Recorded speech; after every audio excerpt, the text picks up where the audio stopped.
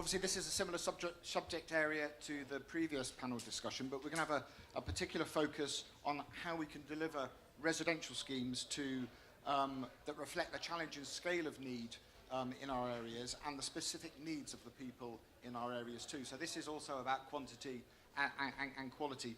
My panel have lots of knowledge and experience in this area, and I'm sure they're going to have innovative ideas and answers to the question, how can we build the best quality homes for the greatest number of people?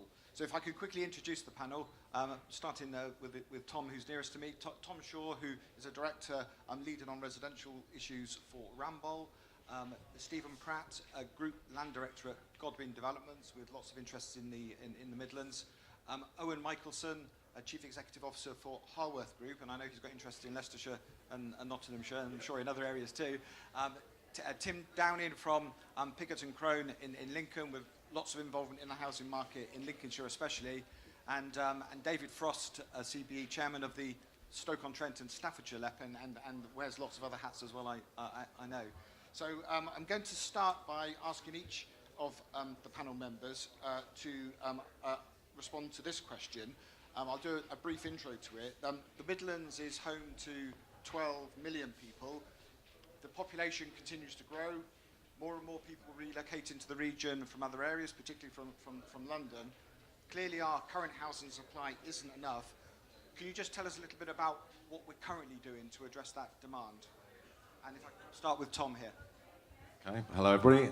So for those of you not familiar with Ramboll, we are a large multidisciplinary engineering consultancy, about 13,000 people worldwide, 1,200 in the UK.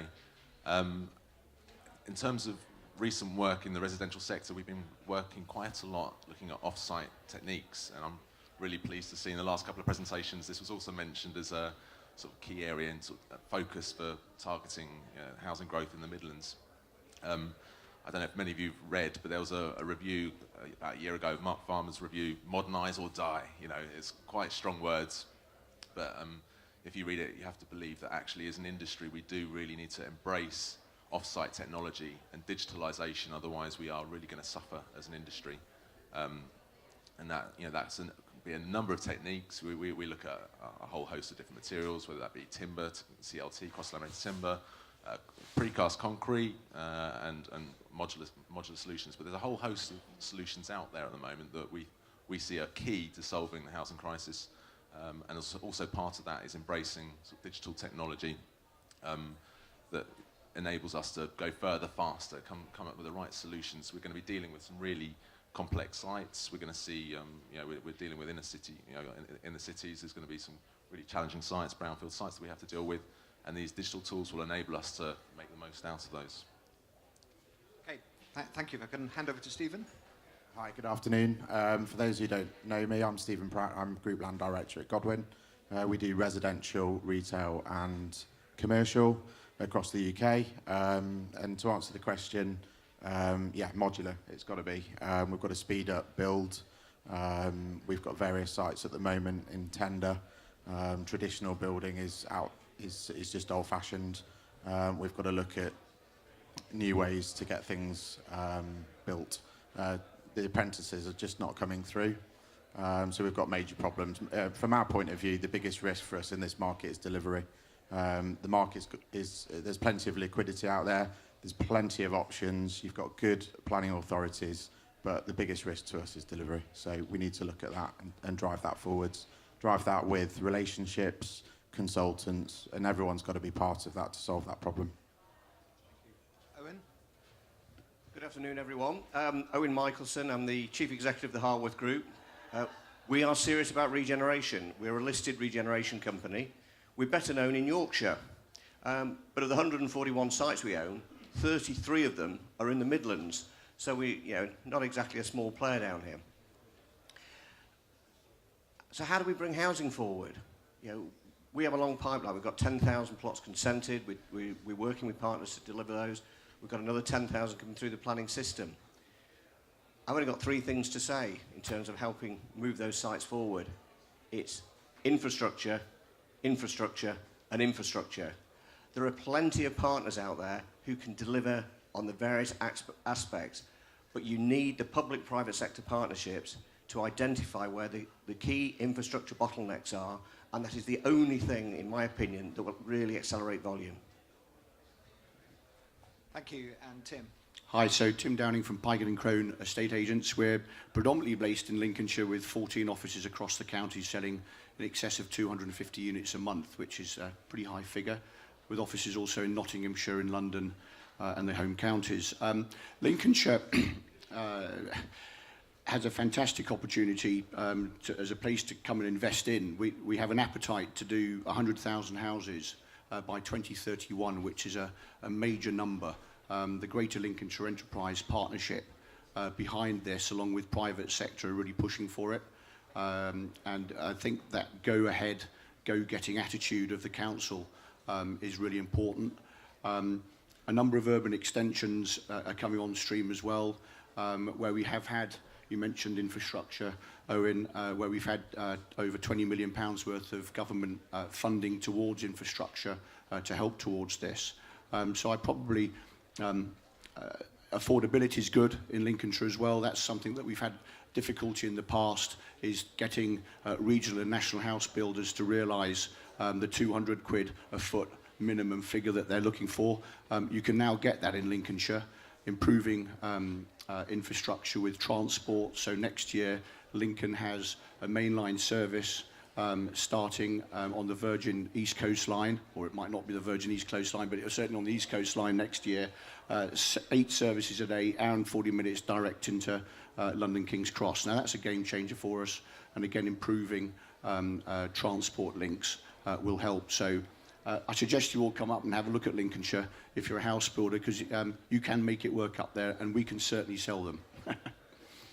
And finally, David, and David, can I also ask you to perhaps say a few words about the issue of house prices and how in Stoke and Staffordshire you're also you're seeking to address the needs both of investors and of local people too. Okay, well, that's me. From a position where we're right between two substantive conurbations within the UK, Greater Birmingham to the south, Greater Manchester to the north, and as a result of that, we are getting very, very strong growth.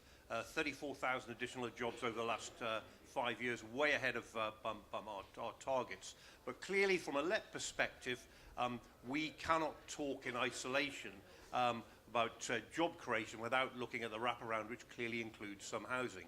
So where does the let fit in? Well, the way that I see the let is that we should be an enabler. We are the body that can, talking about the issue of infrastructure, really put in place schemes that will unlock land. So one major scheme that we've become involved with is what's termed the Stafford Western Access, a 60 million road in the centre of Stafford, investing in that, but that in itself is unlocking land for 2,500 houses.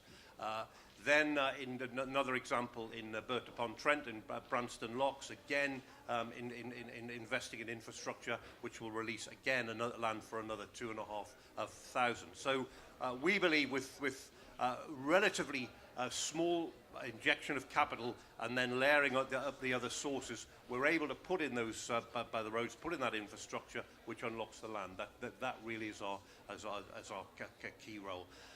As regards affordability, yeah, well, yes, I mean, Stoke is known quite frankly as a low-cost housing area. We're seeing house prices growing in the southern part of the county, and we believe it's attractive. Will become increasingly attractive as communication builds up, not least to London. We saw the upgrade of the West Coast main line has already resulted in substantial commuting from Staffordshire down to London, result of people moving out. HS2, which will cut the journey time from Stafford to London to 50 minutes, will result in even further growth of that population. And then, of course, there are proposals to have substantive development, not least at a new garden village in Coldmease on ex-MOD site, which could result in additional housing of 2,000 to 10,000 units. So yes, it's about affordability, but more importantly to me, it's about creating an environment where people want to live. You cannot talk about housing in isolation. You have to talk about it in terms of jobs, but importantly about education. Without good quality education, you will not get aspirational young families wanting to move there. We need the healthcare, we need the social services that are there, and that's the way, holistically, that we're approaching the issue in Staffordshire. Thank you very much, everybody, for your answers to that. Just wanted to move quickly on to the issue of devolution. Clearly, in the Midlands, we've got differential degrees of devolution in different parts of the area. And I just wanted to ask Tim, in your view, how important is devolution for housing delivery, for land availability, for strategic planning? I think it's certainly opened up major opportunities for unlocking more planning opportunities and driving more development and helping general economies as well. Devolution is something that we don't really discuss much in Lincolnshire. We just get stuck in and have very much a very proactive council and enterprise partnership that sorts it out for us in Lincolnshire, really, that works very closely with private sector. But I'm sure devolution has had benefits across the Midlands as a whole, and I'm sure that's going to continue. Thank you. And Owen, from your perspective, could government funding and incentives be better directed to support housing delivery? I've got to answer that as yes. You sometimes get involved in these debates, and the finger gets pointed at developers, the fingers get pointed to house builders. Why aren't we doing more? And the reality is we cannot provide the primary infrastructure. It has to be provided at a coordinated level. And we're not just talking about roads. It is getting the services in there. It is making sure then the schools catch up. There is the whole layer of social infrastructure, and we are just one part of that process.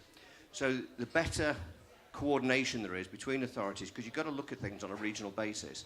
So to me, going back to your question, yes, devolution is good when it's delivered and when it's worked. And so if we look up at the government agency in Homes England, they're not holding back. They've made it very clear. They're only going to direct their money and funding to those areas which are sorted and have got the governance in place to be able to properly spend their money. I sit on a LEP board in South Yorkshire. What is a LEP? We used to have regional development agencies. We do have a habit of constantly reinventing the coordinating role. They're currently called LEPs. Just make the most of them, use them to coordinate, and just get as much money as we can into primary infrastructure. Thank you. Tom, you talked a little bit earlier about design and construction. Could you just say a little bit about the trends that are taking place in that area and how that can help us with delivery moving forward as well? Okay, so we've heard a lot today about upscaling of developments in the Midlands. I think we're going to see a lot more density in city centres. That means going bigger. And we're also seeing a lot more build to rent coming to market. So all of these coming together actually mean that I think we will see a lot more off-site, as we want to see the benefits of the quality. We want to see the benefits of the quicker time delivery, because it's much more important in that sort of sector. So as a result, I think we will see, not everyone's talking about off-site, not necessarily doing it all the time. But I was pleased to hear earlier, there's a number of the suppliers, the current suppliers at the moment for off-site are based in the Midlands. Now, most of that supply chain is going to London and the southeast. I think what we will see, hopefully these operations expanding. We're hearing lots of very keen to embrace off-site in the Midlands, and I think we'll hopefully see that local supply also apply in the local area as well. Thank you.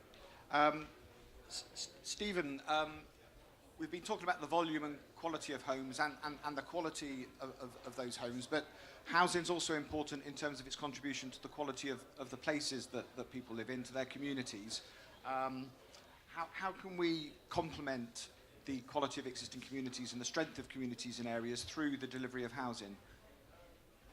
I think, we've got to look at design. We've got to look at European cities that are successful and bring that over here. It's a cultural sort of shift that we're going through.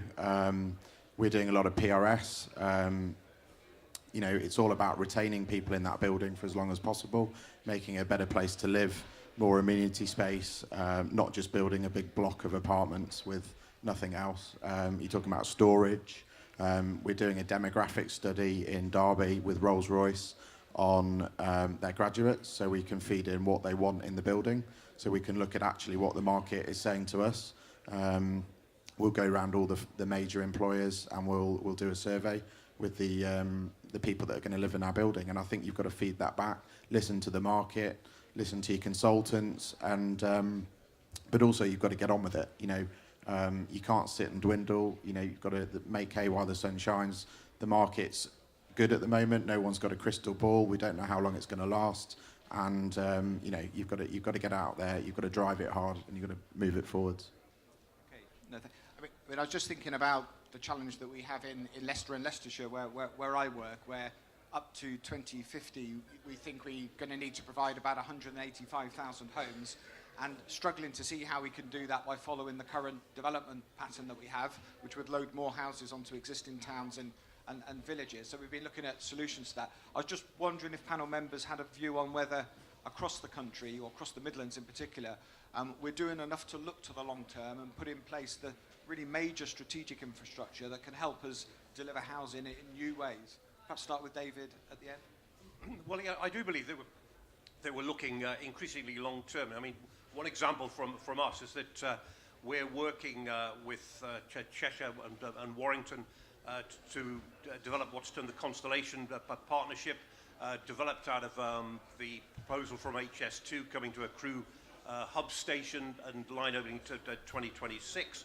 We believe that that'll lead to very, very significant growth across particularly the axis from Crewe to Stoke, across junction 16 of the M6, and then down to Stafford. And so we're already working on plans for that, looking at how the development of HS2 will lead to that growth. Plans for well over 6 figures in the housing. I think the issue for me is it's not just housing at any cost. What we want, we have in many parts of the Midlands opportunities for real development, but they're one-off opportunities, and we don't want to, quite frankly, to blow it. So we need to see the development of, I think, holistic communities, which, yes, have got housing as the centrepiece, but are developing real communities, not just building at any price. So that's why I believe that the medium to long term is absolutely vital to look at, and not just looking relentlessly at fixing today's problems. Thank you. Tim, you were nodding fairly vigorously to that. I totally agree with what you've just said. I think certainly in Lincolnshire we have room to build good quality housing developments that appeal to families, which I think is really important. I think we need to learn from the mistakes of the early to mid-2000s when developers were just building anywhere, anything. And I think more thought has to go into it, and it's refreshing to hear Stephen from Godwin doing surveys like demographic surveys to see actually what people want rather than what developers think they want, and I think that's very important. Scunthorpe, for instance, we have the Lincolnshire Lakes project coming on stream with a load of infrastructure that's already happening. The lakes are now starting to be dug. There's 3,500 houses being built there. But it's going to be a proper community rather than just a bloody great big housing estate. And I think that's where we need to go forward. So, yeah, agree with everything you've said.